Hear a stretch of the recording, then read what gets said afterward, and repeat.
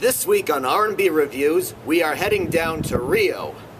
No, not really. We're not really going to Rio, but I am going to be reviewing a computer animated film called Rio outside in the beautiful daylight. So stay tuned. Hey everybody, welcome to R&B Reviews. I'm Rob, and from Blue Sky Studios, I'm going to be reviewing Rio, a very colorful, funny, computer-animated film about a blue macaw named Blue who is kidnapped by poachers as a baby bird in Rio and ends up being found in Minnesota by a little girl named Linda. Many years later, an adult Linda finds out from a Brazilian scientist that Blue is the last male of his kind and that they recently found a female named Jewel, and that the scientist wants to bring all of them to Rio so that they can save their kind.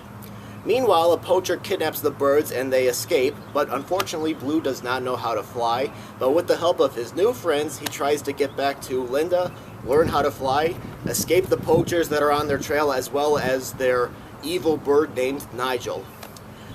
This is the second computer animated movie I reviewed this year. The first one was Rango, and I think I kind of like this one better.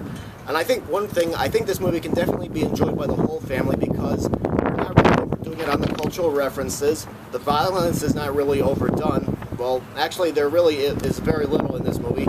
And the dialogue, especially with the two blue macaws, was rapid and crisp. It was kind of like watching a screwball comedy from the 30s. Because the two of them, they don't really like each other at first, and they kind of throw some insults at each other, but over time they get used to each other and they kind of open up. And the film has very funny and sometimes clever gag sequences and jokes, and they really don't rely on the toilet humor.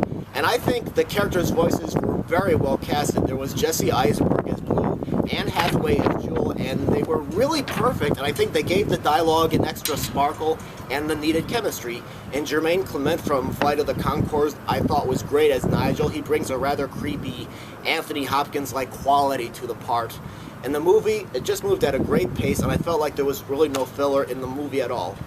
However, one disadvantage I saw with the movie is I just didn't think the songs were really that memorable, except for maybe a dance party song about partying that was done by Jamie Foxx and will.i.am in the movie, because pretty much they repeat the same thing over and over. Rio has been playing for 2 weeks now, and if you have not seen it yet, check it out while it's in theaters. I think it's a great film. I think anybody can enjoy it. So that's my review for Rio. Feel free to leave any comments about the movie if you have seen it or about this video. Thank you very much for watching, and hopefully we'll see you next time on R&B Review.